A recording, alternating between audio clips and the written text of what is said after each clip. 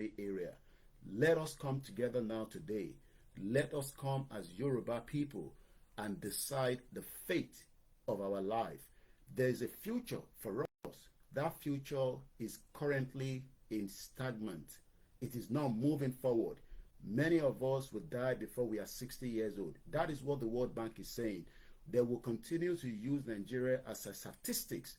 And if that is what you prefer, we don't prefer that, because Orikon Jorikon law, àwọn òyìnbó tèmi ń bá gbé for the last 24 years, they are not perfect than us. They are not the most important people in the world. But in táwọn bàbá ńlá wọn ṣe, òun làwọn ń jèrè ẹ̀. Ẹ jẹ́ káwa náà ṣiṣẹ́ sílẹ̀ fáwọn ìran tó ń bọ̀ lọ́la, nítorí pé ìran tó ń bọ̀ lọ́la máa question èmi àti wọ́ pé nígbà tó ń pariwo òmìnira, nígbà tó ń pariwo freedom, what role did you play? I am playing my role. You have to play yours as well. Don't sit back and say it has nothing to do with me. Look, you can sit on the Twitter, you can sit on the Facebook. That is not going to give us the freedom. What should give us the freedom is everybody asking for one thing: the right of the Yoruba people to self-determination. Self-determination is not a crime. And that is what I will discuss for 30 minutes before I start my own beautiful week. Everybody has the right, and that right will be respected, either they like it or not. Don't look at us, Awatawani, abroad, as the most special human being. I live here doesn't mean you are not a special human being. Ẹ̀jẹ̀ tó ń ràn lára tiẹ̀ náà ló ń ràn lára tèmi. Èmi náà lè wà ní Nàìjíríà kó máa polongo fún mi kí n má gbọ́. Don't look at people like us and say àwa la dájú. We are not the best. You are even much better. But unfortunately, the way the situation is means that we are all going to struggle together. Whether I live in US, I live in Canada, I live in Malaysia, I live in any African countries. Ìyà tí òun jẹ nílé, òun ló affect mi. Lánàá, ìkan náà àwọn tí a mọ̀ nílé, ó ń sọ pé òun ò tí ì jẹun títí di alẹ́ àná, kò jẹ́ kí ó rí bẹ́ẹ̀. Àmọ́ ìdí tó ṣe rí bẹ́ẹ̀ ni pé Nàìjíríà ti tóbi jù for it to be managed. Let us break it to the pieces. Kò ń ṣàwa la máa kọ́kọ́ pín, kò dẹ̀ ń ṣàwa la máa jẹ́ the last country tó máa pín. Ìlú sì máa pín lẹ́yìn Nàìjíríà. Russia pín nígbà tó ń pè wọ́n ní Soviet Union. Yugoslavia pín. Britain tí à ń pè yìí gan fúnra rẹ̀ tó pín sọ́nà tó pọ̀. Àwọn kan ti jáde, àwọn kan sì tún máa jáde tó ń pè ní Scotland. Ẹja play anthem wa. This broadcast will be ended at exactly 7 p.m. or 7 a.m. here in London. As I speak to you right now, it is 6:29 a.m. Your time in Nigeria is 1 hour ahead. During the winter, the time is set backwards. My name again is OLAYOMI KOIKI, popularly known as Koikimedia. The right to self-determination will be explained, will be given out, and it is entirely up to everybody to grab it. No politician can fix Nigeria. It does not matter how much they try. Wọ́n lè ná níyàn láti fi fix Nigeria, but Nigeria itself cannot be fixed. The British knew that, and that was why the British rigged the election, because wọ́n mọ̀ pé tó bá jẹ́ pé ìran Yorùbá ló kọ́kọ́ pick Nigeria, kò ní síbi tó wà lénìí. And that is the reason that led to so many things. Ọ̀pọ̀lọpọ̀ ń béèrè pé, but what they gave us is regional government. You will not get a regional government anymore. We now want a full, total independence away from the crazy country. Tóyìnbó dá sílẹ̀. Let's start with this.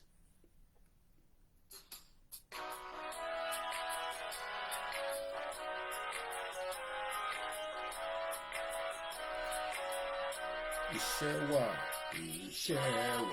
fún ilẹ̀ orílẹ̀-èdè.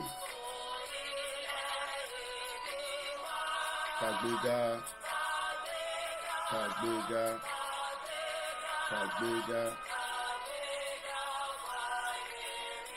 Ìgbàgbọ́. Láti bẹ̀rù. Ká ṣiṣẹ́.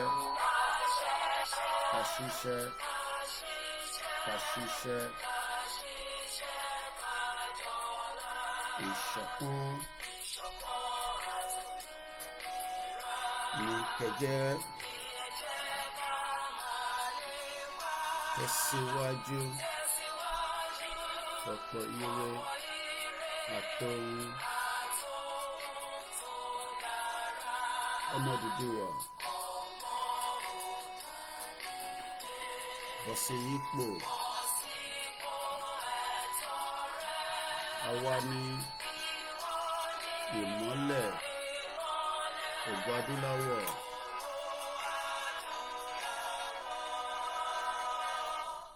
Àwa ni ìmọ́lẹ̀ ògo adúláwọ̀ tí Elédùmarè tó dá gẹ́gẹ́ bí ìran Yorùbá. Àmọ́ ìmọ́lẹ̀ wa kò ní tàn o àfi tá bá ń parọ́ fúnra wa. If anybody this morning tó bá ń sọ pé ìmọ́lẹ̀ yẹn máa tàn, kò ní tàn. And this is the reason why I'll be discussing kí ni wọ́n pè ní self-determination. Self-determination is a right for an independent Yoruba country. Nínú ẹ̀ a máa ṣe government, nínú ẹ̀ a máa set political party, nínú ẹ̀ a máa run economy tiwa, nínú ẹ̀ a máa run institution tiwa, judiciary, a máa run ọ̀pọ̀lọpọ̀ nǹkan tí ó máa jẹ́ kí wọ́n fi ń pè wá náà ní government. So let's start with this. Every day people ask us, what is the reason why you want a Yoruba country? What are the reasons behind it? Why is it not possible to even establish political party in that crazy country? Nigeria. Nigeria is a crazy country. There's no amount of political party that you try to set up that is not going to allow you to set up a system that works for me and you. What we should all come together to do right now is to say that we are pulling out of Nigeria. Nigeria, it is not the kind of system that is going to work.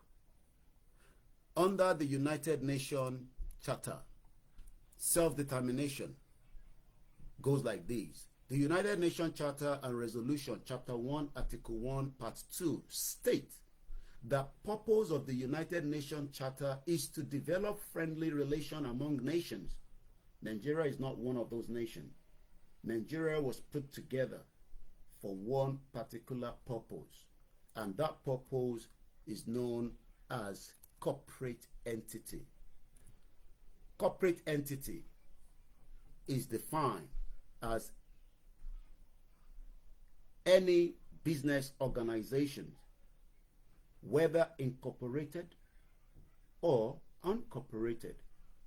Nigeria is either it is corporated or uncorporated. So when you look at all the crimes that has taken place since the establishment of Nigeria in 1914 till date, you realize that the first thing the British did during the colony was to take away as many of our resources without building and developing the area. They set up a railway gauge that was moving resources, that was taking it from those points straight into the ship and then sending it to Britain and around the world. Before that, they were using human beings like myself and you for 500 years. Multiply your age, including those of your generation. Many of you should trace back your roots.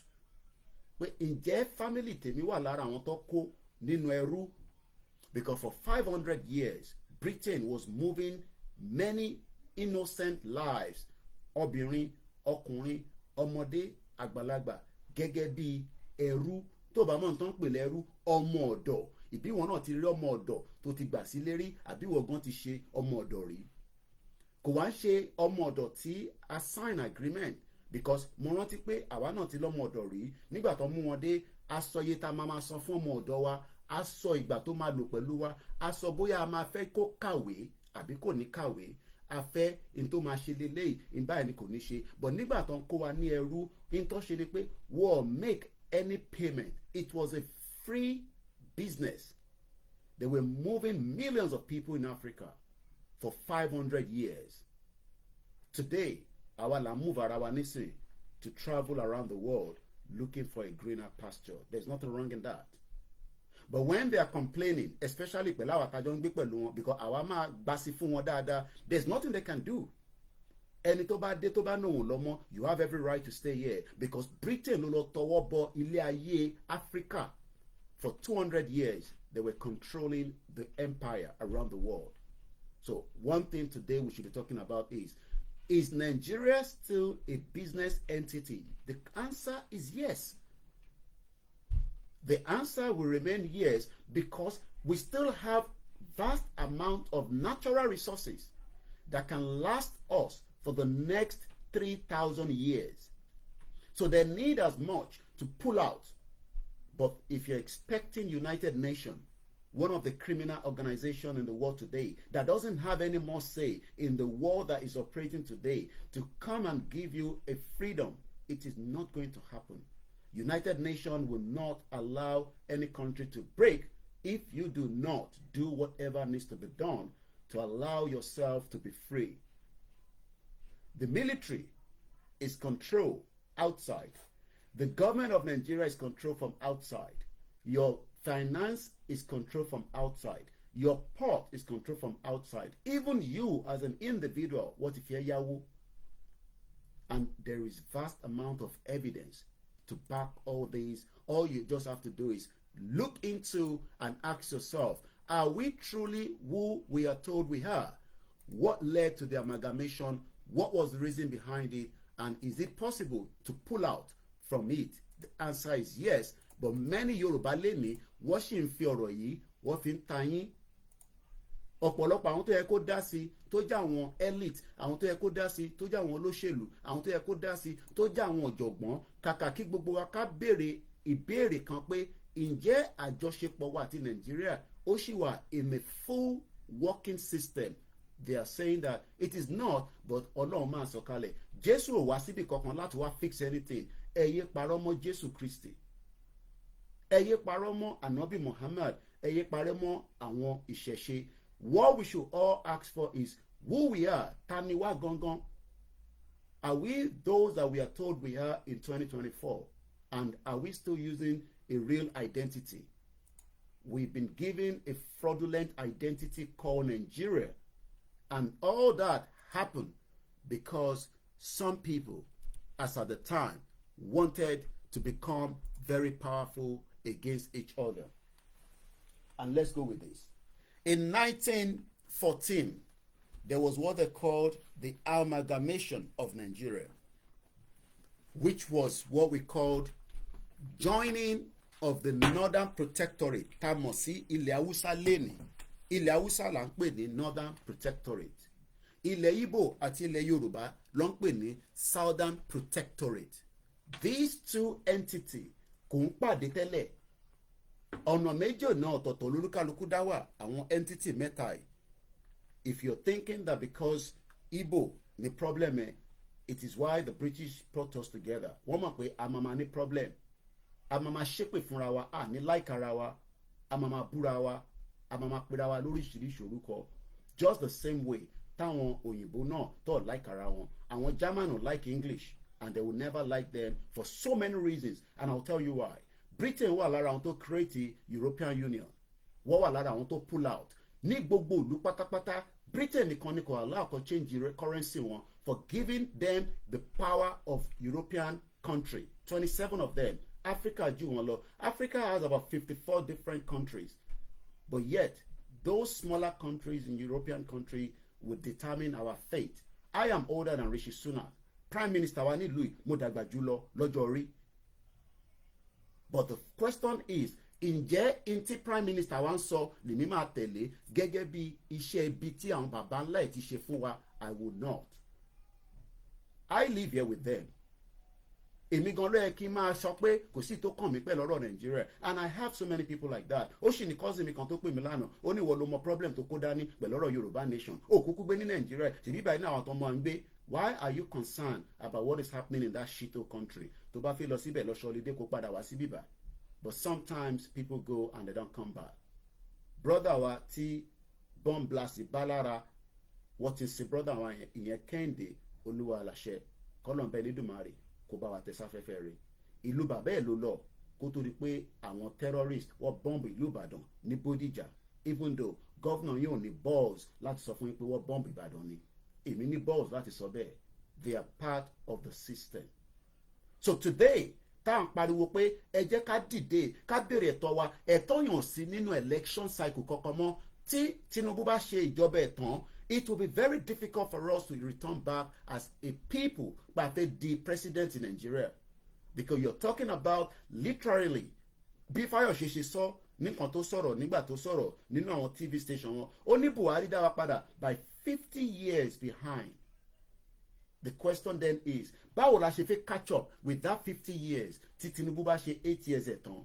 We will still be left with 42 years. The 42 years divided by another 8-year cycle, after only 5 cycle of election in 42 years. Are you saying that we should fix Nigeria in the next 42 years?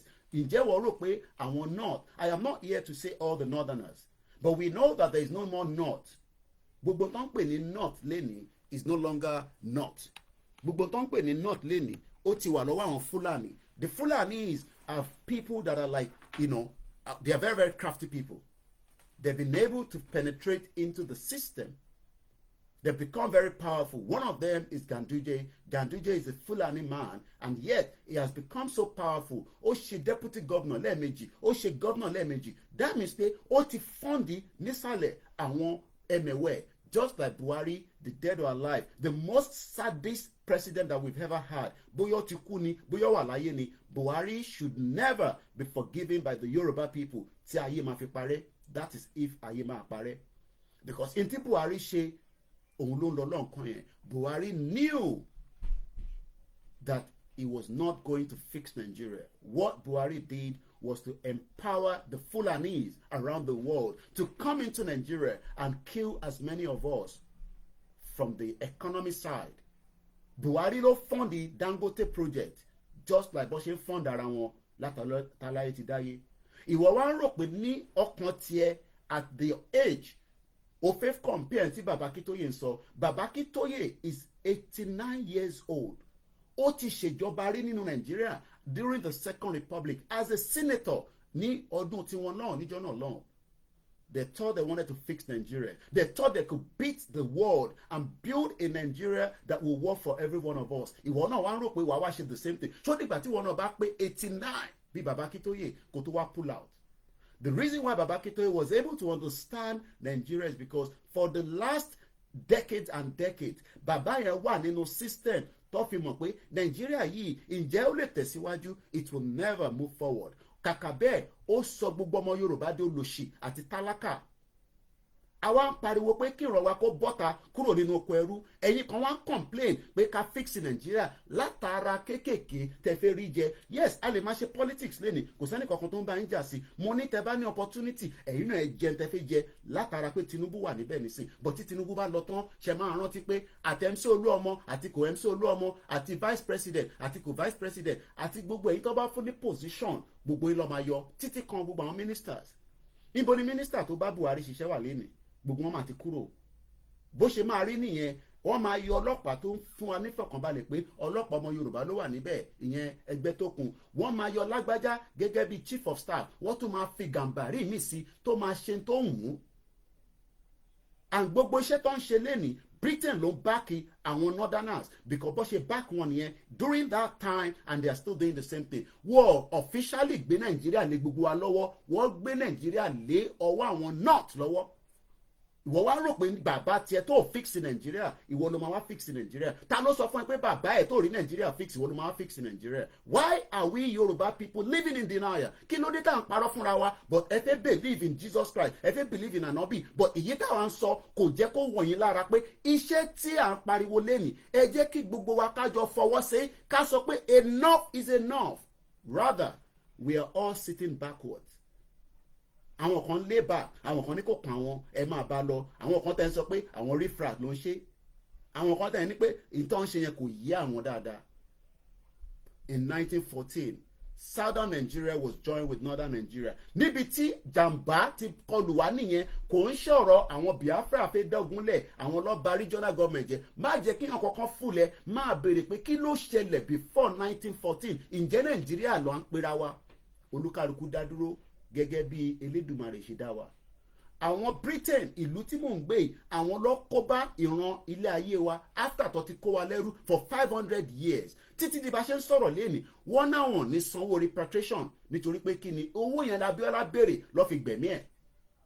Àtẹ̀sọ́pá fẹ́ repatriation kọ́ di owó yẹn mú. àmọ́ kó fi wá sílẹ̀ kí àwa náà lè ráyé gbé kí wọn náà lè máa move bó ṣe wọ̀n tó bá dé airport láàárọ̀ yìí wàá rá àwọn ọmọ kéékèèké tí kò tó nǹkankan tó ń travel pẹ̀lú British passport wọ́n lórí méjì wọ́n gbé Nàìjíríà lé wa lọ́wọ́ wọ́n ní ká máa ṣe Commonwealth ìbéèrè ni pé what is the benefit of the Commonwealth sí ilé ayé wa lẹ́nu àǹfààní wo ni Commonwealth ń ṣe ju pé jàǹbá tó ti ṣe fún ìran wa òun náà ló ṣì ń bá lọ yẹn. And a lot of you will come out and still want to defend Nigeria. As we speak today, gbogbo population Britain láàárọ̀ yìí, the whole population of United Kingdom, even as at 1914, let's take you back to some kind of history based on what I have here on Google. Like I said, I only have another 15 more minutes. We hope to be doing something like this if I have the strength. Just some 30 minutes. Láti fi bára wa sọ kódó ọ̀rọ̀. Apart from the full program that we do on a daily basis. In 1901, just about almost 13 years, Toma established in Nigeria, gbogbo population UK was 38 million. In 1911, títí dé 1921, after tó ti amalgamate in Nigeria, àwa Yorùbá, àwa Africa wà lára àwọn tó bá wọn lọ ja ogun World War I àti World War II, because as at that time, àwọn ni wọ́n direct ayé ilẹ̀ Africa. Wọ́n wá kọ́ àwọn bàbá wa. Títí di bá ṣe ń sọ̀rọ̀, wọ́n sanwó fáwọn bàbá yẹn, ọ̀pọ̀lọpọ̀ bàbá wa tó kú nínú ogun tí kò kàn wá. Ogun tó tún lọ lọ́wọ́lọ́wọ́ nísìn, ogun tó kàn Africa ni. But Africa ló fẹ́ fi ṣe base. A ṣe rí i pé Russia ó ń jà nínú Africa, àwọn West wọ́n ń jà nínú Africa. Wọ́n wá sọ Africa di guinea pigs. Wọ́n wá ń fi wá ṣe oríṣiríṣi tó wù wọ́n. Ọ̀dọ̀ tiwa ni wọ́n ti ń test gbogbo àìsàn tó ń ṣe wọ́n, because àìsàn ń ṣe wọ́n tó pọ̀. So tó bá nídìí ibi tó ti fẹ́ test ẹ̀, wọ́n sọ̀dọ̀ wá di lab. Kódà àwọn kan tẹ́ ń sọ pé Dangote project yẹn ó ní lab nínú, èmi ò ní evidence ẹ̀. Ní 1911 títí dé 1921, population Britain lọ sí 42 million. Ní 1921 títí dé 1931, population wọn di 44 million. But bí a ti ṣe ń sọ̀rọ̀ lẹ́nìí, gbogbo population UK tí wọ́n fi ń pè ní United Kingdom is 67.33 million.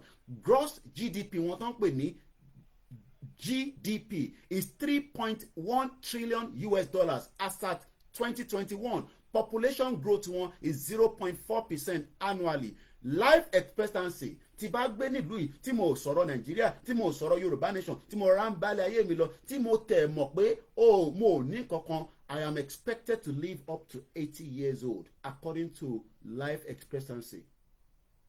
80 years old. Many of you today will not live in this kind of statistics that I've just given. Àwọn kan tẹ̀ ń sọ pé ká ṣe sùúrù díẹ̀. For every day tá à ń ṣe sùúrù, it is dragging us backwards, and it is really having a big impact on our life. Let's go back again quickly to the amalgamation. The Northern Protectorate and the Southern Protectorate were joined together on the 1st of January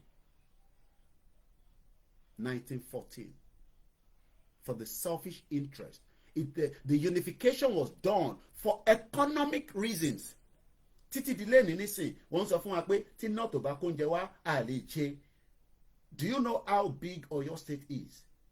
Have you ever looked at the map of Oyo State and asked whether it can feed us and feed Africa? The whole of Oyo State, gbogbo Ìbàràpá, gbogbo Òkè Ògùn yẹn, ilẹ̀ tó jẹ́ ọlọ́ràá ló ń bẹ níbẹ̀. Tó yẹ pé tíyàn bá gbin iṣu síbẹ̀, iṣu kọ̀ọ̀kan á fẹ́ tó rí èèyàn mẹ́fà. Tòmátò, gbogbo nǹkan tí a lè máa fi jẹun. Wọ́n máa ń sọ fún wa pé tó ń jẹ ọ̀bá wá láti north, àwọn tó yẹ pé fertilizer lọ fi mix ilẹ̀ wọn, ilẹ̀ aṣálẹ̀ ni.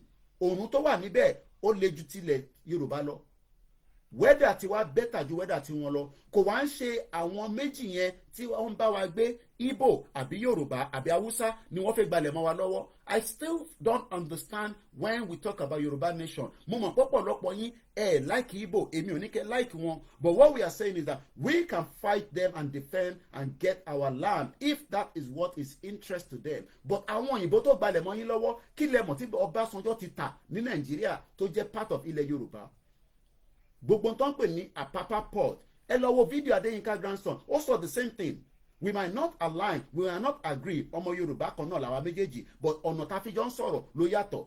Ó sọ the same thing pé Apapa Port ò sí lọ́wọ́ Yorùbá mọ́, ó wà lọ́wọ́ àwọn English. English ló ń control Apapa Port yín. Yet many of you wake up every day and you're asking yourself, kí ló ṣe wá ká fi ń jẹ́ kí ìyà máa jẹ wá? It's because you have refused to accept pé àsìkò tá wà yìí, àsìkò tá máa béèrè fún one thing and one thing alone, the right of the Yoruba people to self-determination. Any other thing tẹ́ bá ń béèrè, you are wasting your time. The politicians are very smart, evil individuals. They are criminals, and they will remain so until they pull out of Nigeria on our behalf. Nobody should be talking about Nigeria. Let's give you again another angle. There's what they call the Royal Niger. The Royal Niger was set up, is a company. The Royal Niger Company was a mercantile company chartered by the British government in the 19th century. Kí ló ń pè ní 19th century? The same 19th century was the establishment of Nigeria. Was set up company to operate in Nigeria as an entity tó fi ń ṣe business ara tiwọn. Títí di wákàtí in tó ṣì ń ṣẹlẹ̀ náà nìyẹn. The Royal Niger Company was a merchant company chartered by the British government in the 19th century. It was formed in 1879. As at that time, kò tí sí Nigeria. As at the 1879 yẹn, wọ́n ti ń prepare bó ṣe máa pín Africa ní 1884 tá a mọ̀ sí Berlin Conference. Tó bá lọ minus 1884 kò yọ kúrò látara 1879, wàá rí pé wọ́n ti ń prepare báwọn ṣe máa darí wa rú. We had a big vast of empire tá a fi ń pè ní Ọ̀yọ́ Empire. Ọ̀yọ́ Empire ló dé Benin Republic. Ọ̀yọ́ Empire ló dé Ghana, ló dé Togo. Gbogbo ẹ̀yin sisters wa, ẹ̀yin brothers wa tẹ́ wà ní gbogbo àwọn axes yẹn, torí gbogbo wọn ló ń bá mi sọ̀rọ̀. Akínyín. The Royal Niger Company tó bá gbọ́ rí, wọ́n ń pe company kan ní the Royal Niger Company, was a mercantile company chartered by the British government in the 19th century. It was formed in 1879 as the United African Company and renamed to the National African Company in 1881 and to the Royal Niger Company in 1886, founded by somebody called George Tubman Goldie. Mo kí wọ́n tẹ́ wà nílùú Abidjan. Kò cease operation until 1900 nígbà tó tà padà for less than £1 million. Many of you fixed Nigeria. You want to fix Nigeria? Who the hell are you? No, strength wo lo ní, ìwé wo ló ń kà, education background wo lo ní, tí bàbá ẹ tí kò fix Nigeria, ìwọ ló fẹ́ wá bá wọn fix Nigeria. Yes, bá wọn ṣe politics tó bá lè bá wọn ṣe, ìtẹ̀ bá lè rí jẹ níbẹ̀, ẹ̀yin náà jẹ tiyín kúrò níbẹ̀. Northerners ti ń jẹ, ó tójọ́ mẹ́ta, Jonathan jẹ tiẹ̀, Yar'Adua jẹ tiẹ̀, tí Tinubu náà bá fẹ́ jẹ tiẹ̀ pẹ̀lú àwọn ẹ̀mẹ̀wẹ̀, ẹ jẹ dáadáa. Àmọ́ tí Tinubu bá ṣe tán, ẹni tó bá fẹ́ dúró sí Nigeria nígbà yẹn, ó ṣeé ṣe kó fi EFCC kó fi lé ẹ mú, just like Tinubu náà ṣe ń fi EFCC fi lé àwọn kan. Is that the kind of life we're asking for? At what age? Ní ọdún wo la fi máa ṣe gbogbo ràkàtíà yẹn bí ẹran aṣẹ́wó? Is that what we want to be doing? Kí government kan dé, káwọn tó mọra wọn kọjọ ṣèjọba kó máa jọ ṣe.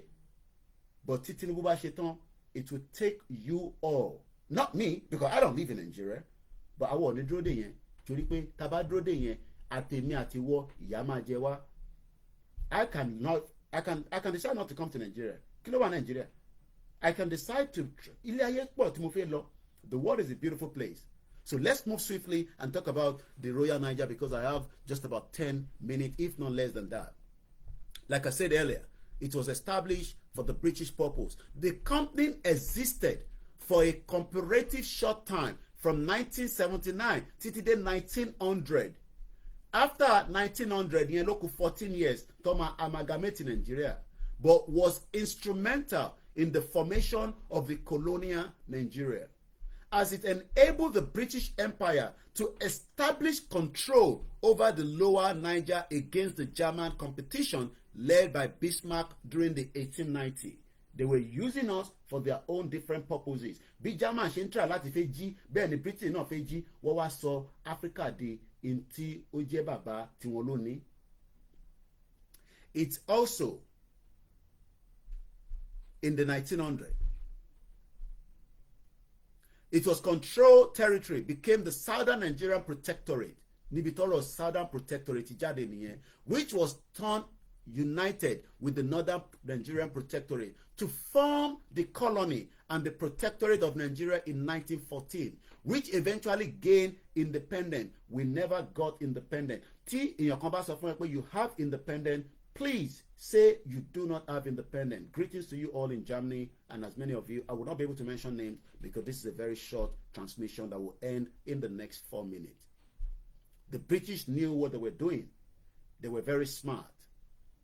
United African Company, Richard Lander, first explored the area of Nigeria as the servant of Hugh Clapton. In 1830, it returned to River with his brother John. In 1832, he returned again without his brother to establish a trading post for the African Steamship Company.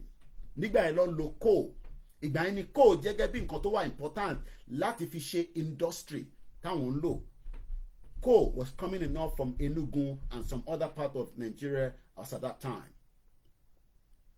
At the confluence of the Niger and Benue River, the expedition failed, with 40 of the 49 members dying of fever or wounds from the native attacks. Kò ń ṣe ní láti attack wọn. But today, how do we attack them? A máa fi ọgbọ́n àtọpọlọ ṣe, because they are not ready to pull out. What lynch mọ́ and they don't want to pull out. Àwa la máa gé ibi tó bá jẹ́ problem yẹn, la máa jù sínú igbó, la máa jẹ́ kí àwọn fertilizer ilẹ̀ Yorùbá kó sọ wọ́n di fertilizer sínú ibẹ̀. You are not fighting because of Fulanis. You are fighting because the British support the control of Nigeria today. Gbogbo ní lèmi fi sọ, kò sí nǹkan tó lè fi mí ṣe níbí báyìí. I know you will not be able to say that in Nigeria because the NBC will not tolerate this kind of conversation on the radio station. But the fact remains the fact. Kò sí nǹkan tẹ́ fẹ́ ṣe try to fix Nigeria. Nobody can fix Nigeria. I'm going to move swiftly. There were no voyage for 3 years following the Laird's death, but the establishment of the West African Company was soon followed by several other firms. The competition reduced price to the point that profits were minimal. Arriving in the region in 1877 was George Goldie, another criminal guy. Ọmọ Britain. Kódà ó ní wọ́n gbọ́dọ̀ kọ ìtàn rárá. George Goldie argued for the amalgamation of the surviving British firms into a single monopolistic chartered company, a method contemporaries suppose had been buried with the ultimate failure of the East Indian Company. Bó ṣe ń ṣe lọ́dọ̀ tiwa, bẹ́ẹ̀ náà ló ń ṣe lọ́dọ̀ àwọn India. But àwa ti gba ìgbàkúgbà. We collected everything from them, but we allow our tradition and culture to be thrown into the bin. Today, many Nigerians are a very confused human being. The reason why you're confused is because you know the truth and you don't want the truth to come to you. You are waiting for your churches, your mosque, or your traditional institution to come and tell you the truth. What I am saying on a daily basis is the only truth and nothing but the truth. The West are part and remain part and parcel of the problem that is creating Africa to where it is today. A very good morning and enjoy the rest of the week. My name is OLAYOMI KOIKI. We cannot go more than this. Remember to share the program and join us some other time when we come back live again. Yòrùbá nation remain the only solution to the problems of everything that we're experiencing today called Nigeria. Nigeria is a crime scene and nothing will change as it remains a crime scene until the dissolution of Nigeria. It will happen in our lifetime. If you are saying that it's not going to happen in your lifetime, you will die and you will not witness that new nation when it comes. Thank you so much. A very great morning. Bye for now. I am OLAYOMI KOIKI, known as Koikimedia, bringing the world closer to your doorstep. Have a very good morning. Bye for now.